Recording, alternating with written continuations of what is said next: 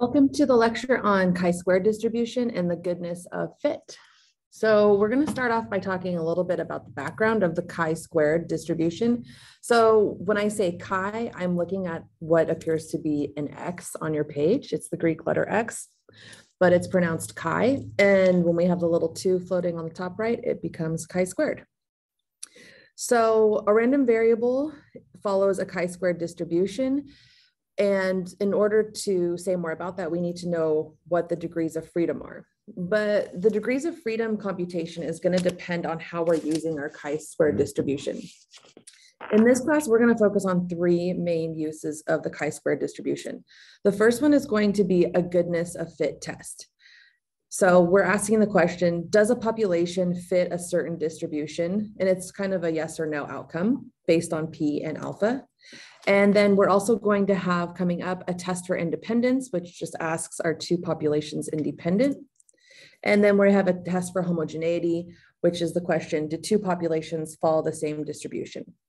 So test for independence and homogeneity will be in a separate video. For a chi-squared distribution, we're going to have the mean equal to the degrees of freedom and the standard deviation equal to the square root of twice the degrees of freedom. The random variable for a chi-squared distribution with k degrees of freedom is just the sum of k independent squared standard normal variables. So when we think about a normal variable, right? Capital Z, you know, it's normal, mu is 0, standard deviation is 1. Okay, square that. Now do that to a bunch of different ones. Now add them all together. Boom, there's your chi-squared.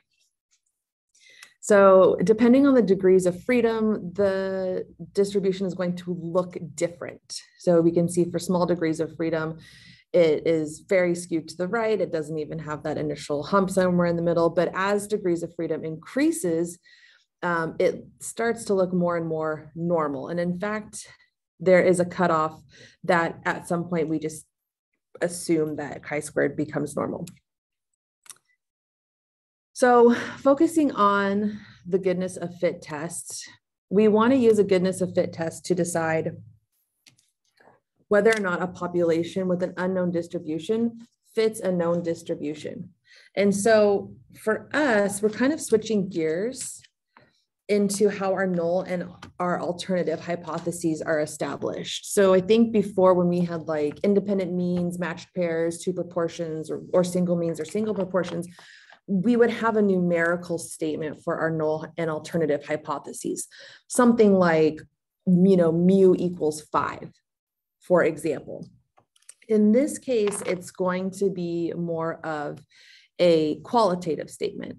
So in particular, you're going to have H naught is going to be the population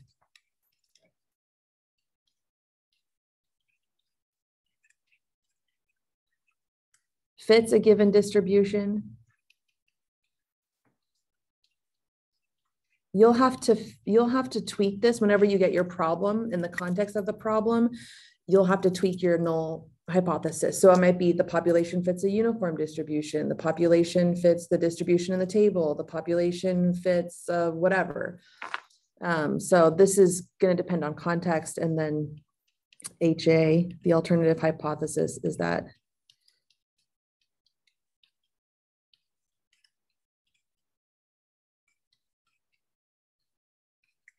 you just add does not.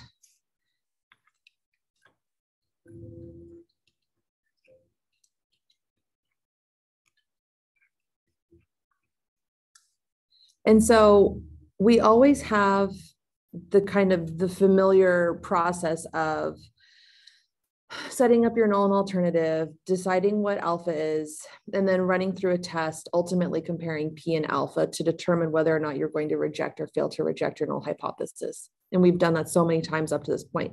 That's not going to change. The big idea for goodness of fit is that you're going to be comparing your observed values to your expected values in several different categories. So when you think about what's expected, I want you to think about H naught. right? So the population fits a given distribution. So your expected values are going to be coming from that given distribution.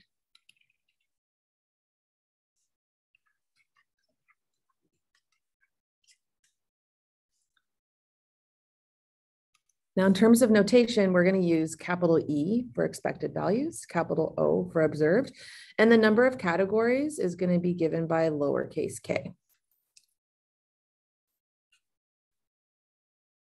Before we begin a goodness of fit test, we need to make sure that the expected value for each category is at least 5. So let's look at this first example and see how we could do that. Oh, just kidding. Let's go through the steps. So our degrees of freedom, right? We said degrees of freedom was computed differently for each test. So the degrees of freedom for us, when we're doing a goodness of fit test, is just simply 1 less than the number of categories.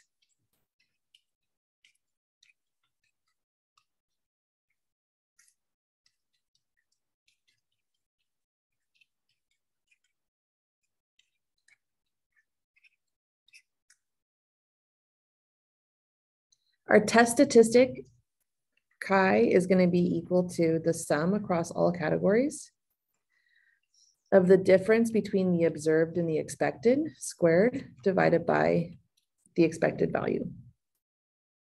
Meaning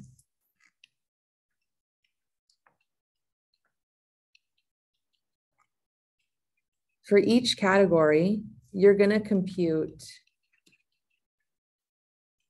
O minus E squared divided by E, and then add it all up.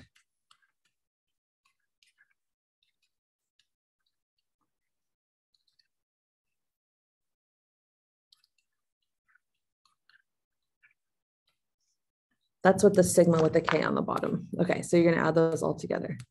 So your decision is the same. If P is less than alpha, then you're going to reject H naught, and you have sufficient evidence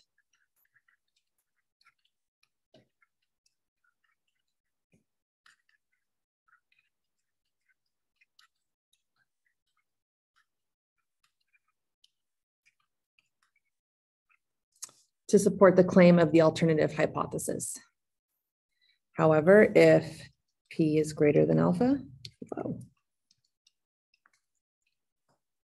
then you fail to reject H naught.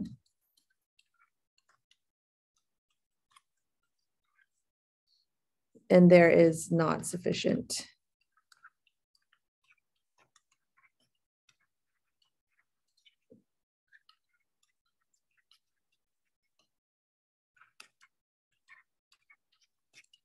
evidence to support the claim of the alternative hypothesis. So that's the decision method that we always make. Okay, so let's look at this first example here.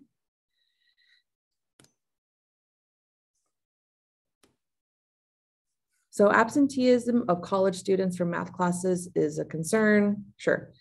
And suppose that a study was done to determine if the actual student absenteeism rate follows faculty perception. The faculty expect that a group of 100 students would miss class according to the given information. So our null hypothesis is that absenteeism fits faculty perception.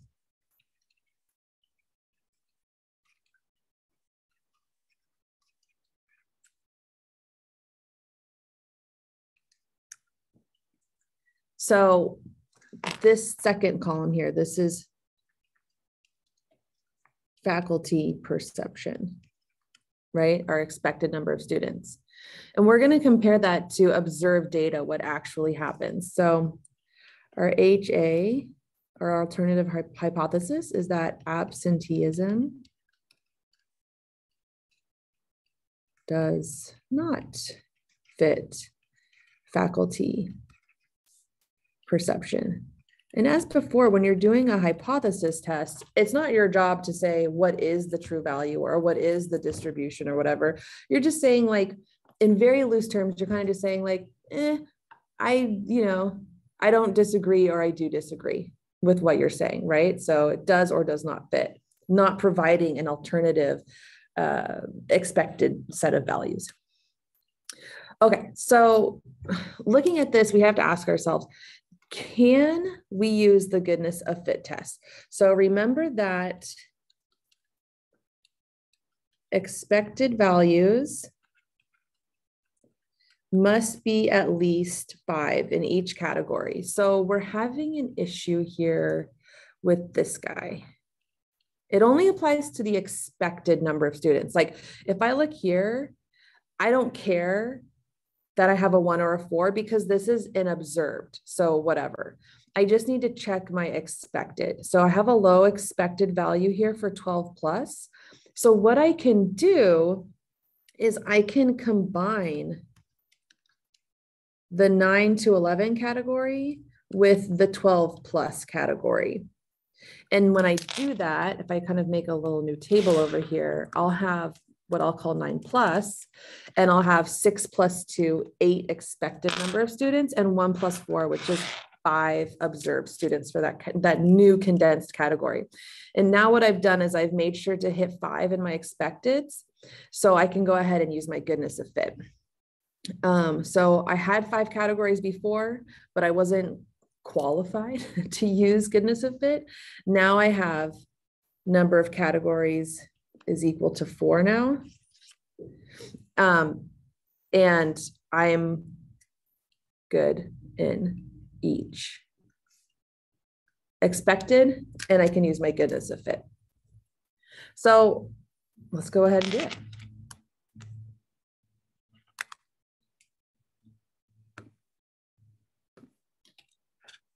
So I want to bring up Excel for goodness of fit, and then I want to put in the data so that I can compute my residuals, which was that O minus E squared over E, add them up to get my test statistic, from there compute a p-value and compare that against our significance level alpha to make a determination on whether I should reject or fail to reject.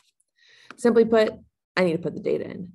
So I need to make sure that I'm putting the observed values in the observed column and the expected values in the expected column. And you'll notice in this problem, they're not given in that exact order. So my expected students, I need to put under expected. That's going to be 50, 30, 12, and 8. And for observed, I need to put in 35, 40, 20, and 5. And you'll notice as I put in those values, I'm getting my residuals computed on the side.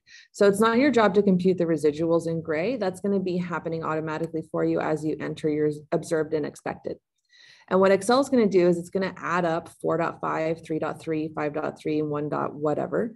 And then that's how it's computing your test statistic, just adding up these values. And we get a test statistic of 14.29167, a p-value of 0.00253. And so based on these values alone, I can make my determination on whether or not absenteeism fits faculty perception. Specifically, I'm just looking at my p-value, and you'll notice that I no longer have left, right, or two-tailed, which is pretty nice. Just the one p-value. So I'm going to compare that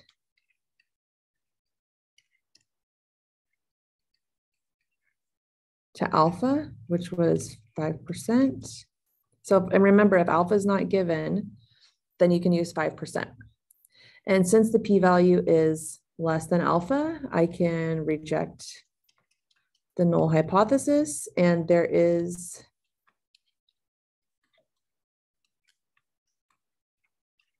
enough evidence to support the claim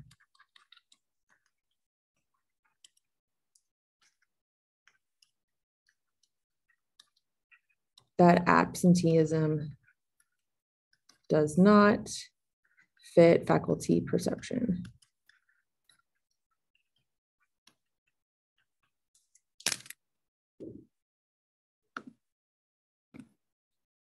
So in this next example, We want to determine whether or not workplace absences, it's all about absences, isn't it? Follows some sort of distribution. It's a little bit hard to kind of fish out of this example. So let's see. Employers want to know which days of the week employees are absent in a 5-day work week. Most employers would like to believe that employees are absent equally during the week. So this is really important here.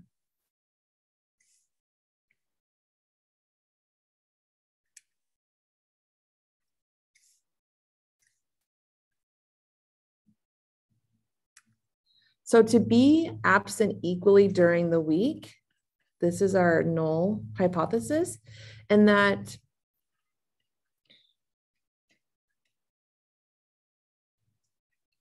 if you're equal each day of the week, that's the same thing as being uniform.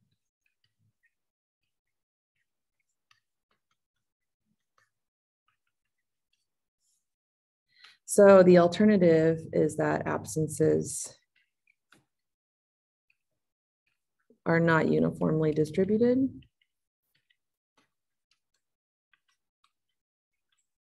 So remember that your null hypothesis is going to tell you what is expected. So what happens here is that we have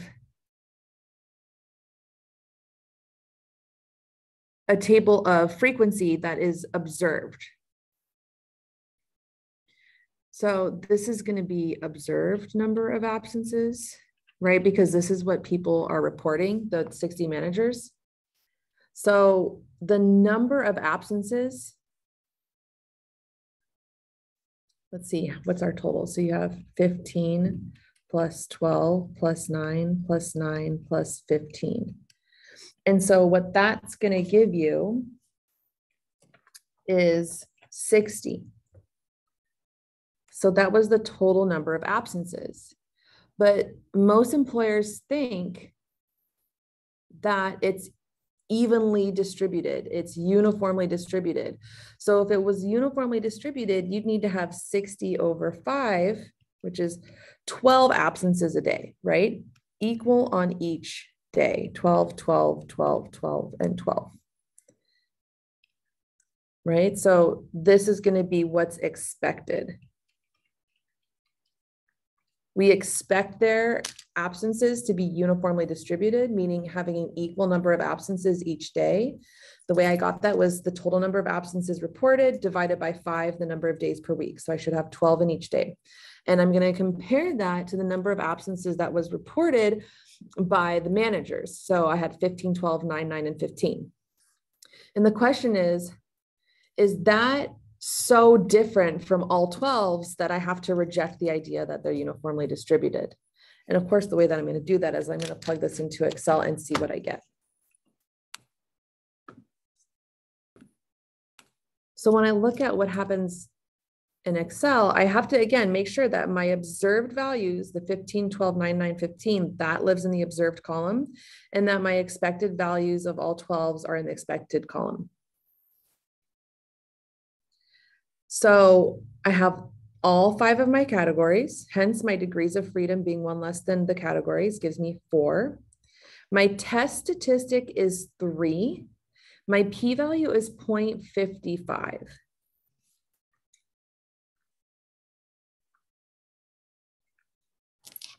I want to compare my p-value to alpha. So my p-value is 0.55783, and I'm comparing that to alpha, and certainly it's bigger than alpha at 5%. So I'm going to fail to reject, and there is not enough evidence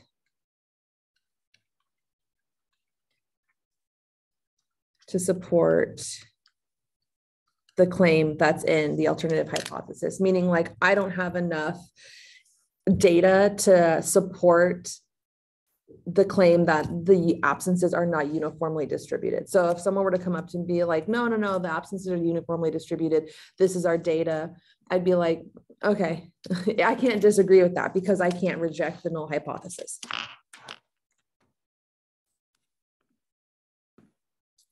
In this next example, we're not given a uniform distribution or a set of frequencies.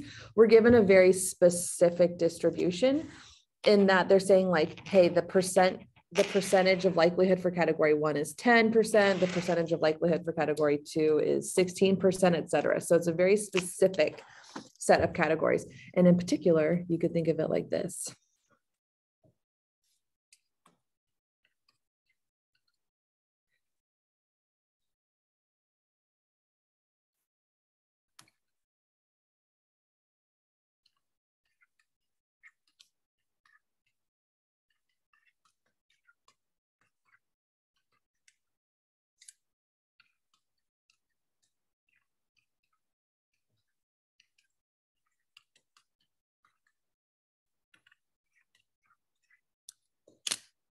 You could think of it like this because it's saying the proportion of people who own 0 TVs, call that P0, is 10% or 0.10. The proportion of people who own 1 television, or call that P1, is 16%. So right, 0.16. So you can see I've taken the percentages in the table that's given, and I'm just writing them out as decimals and labeling them P0, P1, P2, P3, and P4. So that's what the claim is. That's our null hypothesis.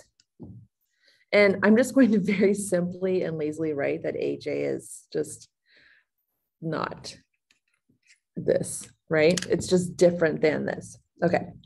So now what's happening is we're given some data here in the second table. A random sample of families in the far western US resulted in the data below. So this is what was observed. But what would have been expected, right? We have the percentages.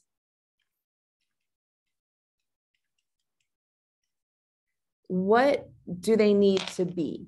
That's the question. And the way that we're going to find that is we need to figure out if this is how many people, right? 66, 119, 340, 60, and 15. That's actually 600 people if you add that up. Well, what's 10% of 600? What's 16% of 600? Those are going to end up becoming my expected values. So if we were to put a total row at the bottom, I would have 600 here because I'm just adding up all the frequencies that were given to me. And for this one, I want to do 10, let me get a finer pen. I want to do 10% of 600.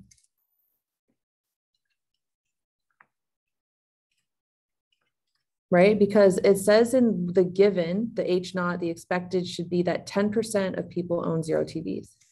And then this should be 16% of 600. And this should be 55% of 600. This should be 11% of 600. So make sure you're doing it of the total. Don't do 11% of 60 and 55% of 340 and 16% of 119. That's a super common error. So make sure you're doing the given percentages of the total, which is 600. And then let's see, we have 8% of 600. So we actually need to crunch those out.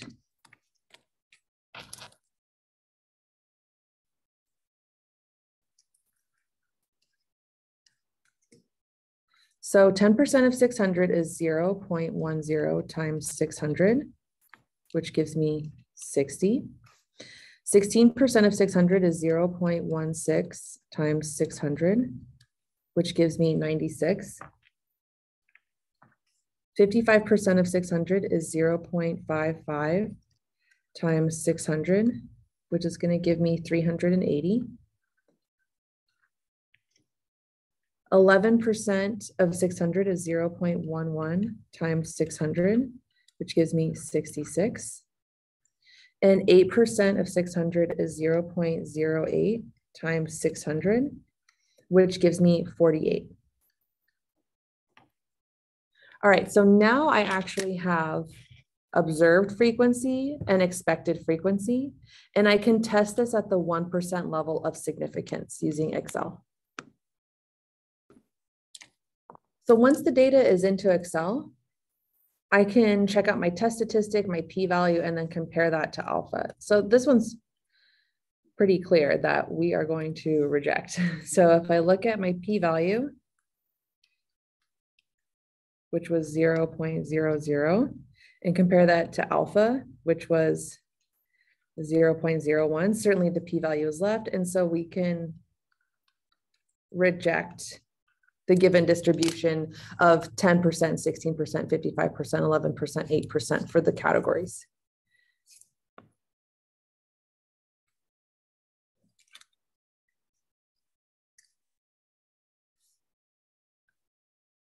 And as far as having enough evidence, we have enough evidence to reject, sorry.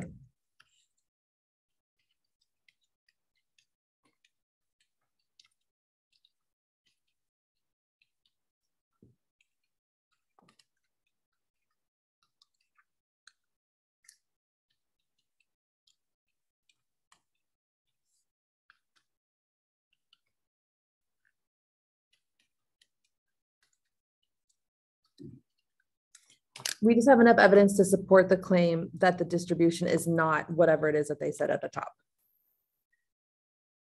All right, so we have one final example. I think this one actually is the most fun, but also the most challenging. So if you feel like equating fun and challenging, go right ahead. We're going to flip a coin 2 times. Sorry, we're going to flip 2 coins 100 times. And then we're going to ask, based on the results, are the coins fair? So if the coins are fair, so let's just say what it is. H naught is the coins are fair. So what does that mean? We've seen this before in binomial. So if we're fair coins, then if we get, let's say we just count the number of heads. So let's say no heads, 1 head, or 2 heads.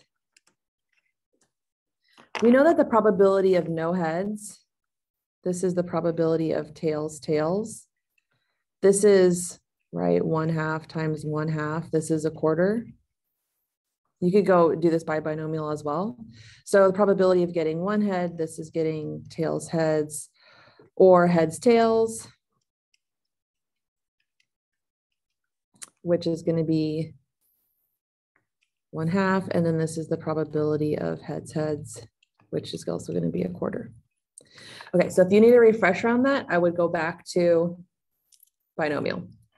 So if this is the proportionality that's expected, if we do this 100 times, like 100 flips, then if we do number of heads,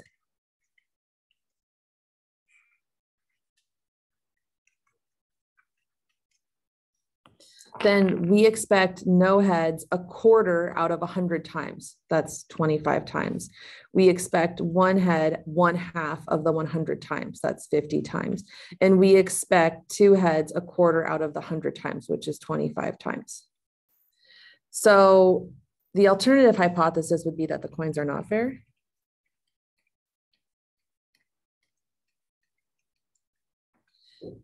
So we can actually go ahead and set up an expected versus an observed based on what we just did in purple with the theoretical data and compare that to what the results given are in the question. So we just said for our expected, just to put it side by side here, we just said for our expected, we're going to have 25, 50, and 25. Now, if we look at the given information here, we can actually compare. So as far as 2 heads, there were 20 of those, right? So here's 2 heads. So there was 20 of those. And then as far as getting no heads, there were 23 tails, tails. And then as far as getting 1 head, there was this and this together. So 27 and 30. So that's going to give me 57 times that I got exactly 1 head. And you can actually see that the values aren't super far off from what we expect, but we still need to go through the goodness of fit test using chi-squared to determine the actual p-value and compare it against the 5% level of significance.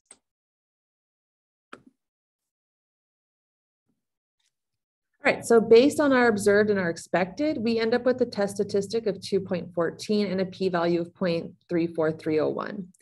And so if we compare these two things, you have your p-value 0.34301. You're comparing that to alpha at 1%, and certainly your p-value is larger, so you fail to reject the null hypothesis. You can't come at this person, whomever this is like running the game, and be like, hey, your coins are not fair. Like you don't have evidence of that. All right, so that was chi-squared and goodness of fit. I will see you in the next video for the other two chi-squared tests.